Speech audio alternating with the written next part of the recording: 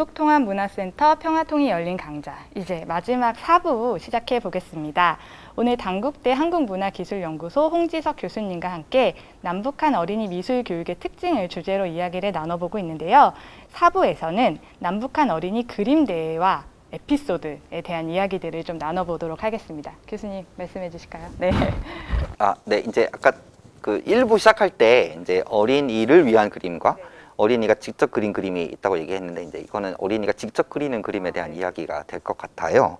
근데 역시 이제 교육에 대한 이야기일 것인데 이제 사실은 이제 그러니까 연구자의 입장에서는 북한의 아동이 직접 그린 그림을 보는 게 정말 쉬운 일이 아니죠. 이게 무슨 얘기냐면, 오히려 뭐라 해야 될까, 만스터 창작사나 이거 해외 루트로 돌아다닌다거나 이제 이런 것들, 아니면 뭐 화첩, 화집 이런 거를 통해서는 북한의 직업 미술가들이 그린 그림들은 볼 수가 있는데, 아이들이 그린 그림을 보는 건 쉬운 일이 아닙니다. 다만 이제 조선예술이라는 잡지가 있어요. 이제 그건 이제 북한의 종합예술 잡지이고, 또 그 예술교육이라는 잡지도 있습니다. 이거는 아까 전에 말씀드렸다시피 예술을 통한 교육이 되게 중요한 체제이기 때문에 예술교육이라는 잡지도 있는데, 거기에 이제 요만하게 뭐 몇 학년 어느 학교 몇 학년 몇 반 누가 그린 그림이라고 이렇게 있는 그림들을 통해서 볼 수 있을 뿐이거든요.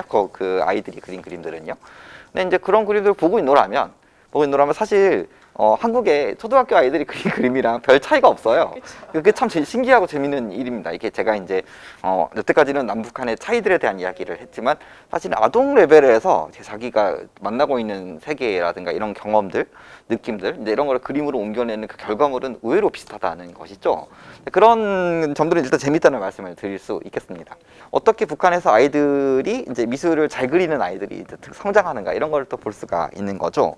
일단은 미술 소조 교육을 말할 필요가 있는데, 아까 이제 북한은 기본적으로 사회주의 체제이고, 그렇기 때문에 소조라는 것, 그러니까 각 뭐 예를 들면 직장 단위, 학교 단위 또는 지역 단위 뭐 이런 형태로 소조 교육이 활성화되어 있습니다. 옛날에 서클이라고 불렀고, 언제부터 이렇게 그 북한에서 외래어를 전부 다 이제 그 언어로 바꾸는 그런 문화가 있는데, 소조라고 부릅니다, 그거를. 그래서 소조라고 하고, 거기에서 소조 단위로 이제 뭐랄까, 전문 마스터 창작사, 아니고 창작사에서 일하는 전문 미술가들이나 이런 사람들이 결합해서 뭔가 이제 어떤 직장 단위, 학교 단위로 이제 미술을 아니면 뭐 아까 전에 얘기했던 학생 소년 공전들은 기관 단위별로 이제 소조를 운영하고, 거기서 아이들이 그림을 배웁니다.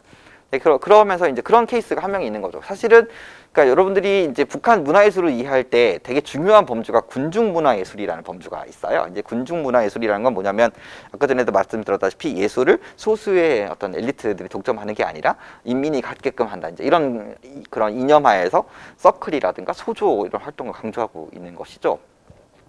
근데 이제 되게 재미있는 거는, 이 학생이 이제 그 전국 청소년 소묘 경연에서 1등 했다고 얘기하지 않았습니까? 왜 소묘일까요?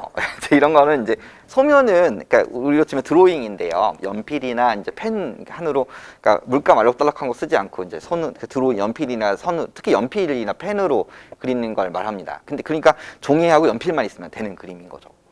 그렇기 때문에 아이들이 이제 예를 들면 뭐랄까, 아까 전에 경제적 사정으로 유화라든가 뭐 이런 수채화라든가 이런 거를 이렇게 마음껏 제공해줄 수 없는 상황이기 때문에 소묘인 거고, 그리고 북한에서 지금도 이제 꽤 오래전부터 이제 전국 소묘 축전이라는 걸 하면서, 그러니까 그 인민들 전체한테 예를 들면 군중 단위에서 인민들이 자기네들의 솜씨를 뽐낼 수 있는 기회를 주고, 특히 그 중에 학생부가 많이 발달돼 있는 거죠. 그래서 거기에서 상 받고 이제 이러면 이제 이 아이가 재능을 인정받고 그 다음에 미술가로 성장할 수 있는 어떤 계기가 되는 겁니다.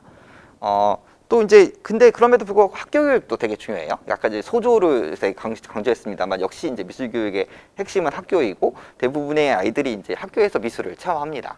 그래서 보면은 소학교에서는 이제 뭐 예술 과목이 음악이랑 도화 공작이라는 게 있고, 5년 소학교 5년 1학년에서 5학년 정도까지 돼 있을 건데, 거기에서 이제 일주일에 2시간 네 정도 교육 시간이 있고, 그 다음에 이제 초급 중학교로 올라가면 이제 도화 공작이 미술 과목으로 바뀝니다. 그래서 미술 과목으로 바뀌면서 3년 동안에 뭐 주에 한 번, 주에 이제 뭐 1시간 이런 식으로 미술을 배웁니다. 또 그게 또 고급 중학교 가도 또 주당 1시간 이런 식으로 이제 미술을 배우는 거죠. 근데 이제 엘리트 교육에 대해서도 말씀을 드릴 수 있을 것인데, 엘리트들은 이제 아까 전에 이야기했다시피 이제 소조 단위에서 또는 학교 단위에서 이렇게 예를 들면 상을 받거나, 이런 그 어떤 선생들이 그 소조 지도자들이 있지 않겠습니까? 이제 선생들의 눈에 띄어서 얘 진짜 재능이 있네. 이렇게 되면 이제 걔가 인정을 받아서 상급 학교로 진학을 할 때 되게 중요하고, 특히 상 받으면 되게 좋은 계기가 생기게 됩니다.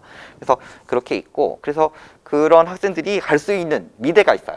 그러니까 이를테면 한국에는 이제 한국예술종합학교처럼 이제 이렇게 있지만, 그 북한에는 국립미술학교가 있습니다. 평양미술대학이라고 해서 미술만 전문적으로 하는 대학이 있고, 거기가 최고 엘리트 집단, 미술가의 최고 엘리트 집단인데, 거기 가면 이제 거기 졸업해서 만스터 창작사 같은 데 취직하면 아주 최고의 북한에서 미술가는 좋은 직업이기 때문에, 굉장히 잘 먹고 잘 사는 직업이기 때문에 선망하는 직업이고, 그리고 재능을 인정받아서 거기까지 성장할 수 있으면 그 아이는 이렇게 성공한 삶을 그러면은 남한과 북한에서 내 평가 수준도 조금 어느 정도 차이가 있을 거라는 생각이 드는데, 혹시 어떤 차이가 기본적으로 많다고 생각을 하시는지. 네. 네. 굉장히 의미 있는 질문일 수 있을 것 같은데요. 약간은 그런 게 있는 것 같습니다. 이렇게 아이들이 그림을 그릴 때, 그러니까 굉장히 이제 추상도에 대한 것을 말할 수가 있는 건데, 그러니까 한국에서 물론 뭐 미술 대회마다 차이가 있겠습니다만, 한국의 경우에는 아이들의 상상력이라든가 창의력, 이제 이런 거 어떻게 할 건가, 그럴 때 아까 말씀드렸던 애매한 거, 그리고 거기에서 예를 들면 이것도 아니고 저것도 아닌 상태, 근데 거기에서 예를 들면 그런 의미들을 만들어내는 능력, 이제 이런 것들을 좀 더 많이 얘기하고, 또 상당히 추상도가 높다고 하면 예를 들면 한국의 미술이 아이들한테 요구하는 그런 부분, 궁극적으로 아이들한테 요구하는 건 창의력과 막 그런 응용력, 융합력, 이제 이런 것들을 요구한다면, 북한의 미술이 아이들에게 요구하는 건 기본적으로 아까 말씀드렸던 교양과 덕성과 그 다음에 지배 체제가 요구하는 이데올로기적인 어떤 그런 태도의 형성인 거죠. 물론 뭐 그런 거 있지 않습니까? 아이들한테 지금 이제 학년 전 아이들이나 아니면 아직 예를 들면 초급학교 학생들한테까지 뭐 주체 사상의 막 그런 거 막 교리 막 이런 거 이제 논리 막 이런 것들을 요구하는 건 당연히 아닙니다. 이제 그 체제도 그렇다고 막 이를테면 안 되는 걸 그렇게 막 일방적으로 하거나 그러진 않아요. 다만 그 체제가 요구하는 기본적인 덕성이라든가 미감이라든가 어느 태도의 형성을 요구하고 있는 것이고, 그것이 이제 미술 심사에도 반영이 되어 있는 것이죠. 그래서 예를 들면 가장 이 아이가 이 체제가 요구하고 있는 어떤 그 표준 모델에 근접해 있느냐 아니냐 같은 것들이 굉장히 중요한 그런 채점 기준이 되는 것 같아요. 그래서 오히려 북한 체제에서 상 받은 거 보면은 거긴 내용은 다 비슷하기 때문에 사실은 잘 그린 그림, 뭐라 해야 될까, 현실을 더 잘 묘사한 그림, 네, 그렇죠. 숙련된 테크닉이라든가 이런 걸 조금 더 많이 강조하고 있는 것 같다는 생각이 듭니다. 근데 한국의 미술대회에서 상을 줄 때는 물론 미술대회마다 정말 많은 사생대회들이 있고 미술대회마다 논리가 다르긴 합니다만, 현실을 똑같이 그렸다고 좋은 상을 주지는 않는 경향이 되게 많거든요. 그런 차이들, 물론 북한 자체도 똑같이 그렇다고 상을 주는 논리는 아닙니다만, 어떻든 이제 기본적으로 손기술이라든가 이런 것들을 좀 더 강조하는 경향이 있는 것 같아요. 제 생각에는요. 북한에 이제 소묘 대회가 있다라고 말씀을 해주셨는데, 그 대회만 딱 1등을 하면 평양미술대학에 갈 수 있는 건지, 뭔가 혜택이 정확하게 미술대회 혜택이 어떻게 되는 건지 좀 궁금합니다. 예를 들면 그 대회에서 1등 했다고 평양미술대학에 가는 건 아니에요. 본인이 일단 원해야 되고요. 그리고 뭐라고 해야 돼? 본인이 일단 원해야 되는 거 아니겠습니까? 본인이 일단 원해야 되고, 그리고 뭐 예를 들면 그 아이가 그 체제가 요구하고 있는 적절한 교육 수준에서 그때 보여줬던 재능을 그날 살리느냐 같은 것도 되게 중요하겠죠. 또 뭐 기본적으로 평양미술대학에 가려고 하면 이제 그 가족들이라든가 뭐 이런 출신 성분이랄까 이런 것도 되게 중시될 겁니다. 그러니까 예를 들면 거기서 1등 했다고 무조건 평양미대 가는 건 아니고, 네, 우리도 그렇지 않습니까? 뭐 미술대에서 1등 했다고 뭐 미술대학에 가지는 않는 것처럼 그렇게 일획일적으로 볼 수는 없는 것 같습니다. 다만 이제 그런 대회에서 1등한 아이들이 이제 이를테면 성장해서 미술가로 활동하고 있는 케이스들이 몇 명이 있기 때문에 그것도 되게 중요한 루트겠구나라고 생각할 따름인 거죠. 네. 북한에서 이제 어쨌든 미술을 하는 이제 사람의 대우도 높고 이제 좋다고 하셨잖아요. 그러다 보면 이제 아무래도 이제 뭐 권력도 있고 좀 돈도 있고 이런 출신 성분이 높은 가정들에서는 자기 아이를 좀 이렇게 미술적 재능을 높여주기 위해서 이제 좀 학교나 뭐 그런 공식 기관에도 좀 별도로 이렇게 좀 교육을 시킨다거나 뭐 그러기도 할까요? 뭐 우리의 미술학원이라고 하기엔 좀 그렇지만. 그러니까 만약에 그게 사립 뭐 미술학원 이제 이런 것들을 의미하시는 거라면 그거는 그건 없는 것 같습니다. 그러니까 오히려 이제 아까 이제 소조 단위 이제 또는 학교 단위의 미술 교육에 대한 말씀을 드렸는데 그게 이제 거기 출신의 학생들이 이제 상을 받거나 또는 아주 운이 좋아서 뭐 지도자가 와서 봤는데 괜찮이 잘 그렸다 막 칭찬이라도 받게 되면 그 소조의 위상이 또는 그 지역 그 단위의 그 위상이 굉장히 커지는 거기 때문에 그 되게 신경을 많이 쓰는 거죠.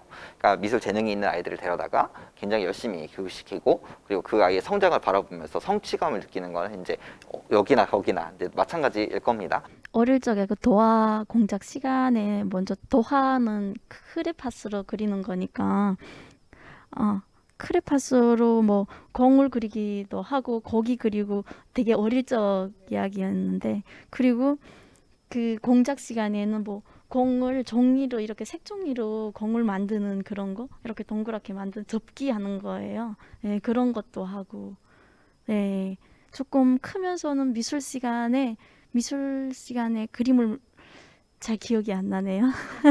많이는 안 그렸던 것 같아요. 네. 남북통합문화센터 평화통이 열린 강좌. 오늘은 단국대 한국문화기술연구소 홍지석 교수님과 함께 남북한 어린이 미술 교육의 특징에 대해서 4부에 걸쳐서 알아봤는데요. 네, 함께 해주신 여러분 고맙습니다. 오늘은 여기서 마치도록 하겠습니다.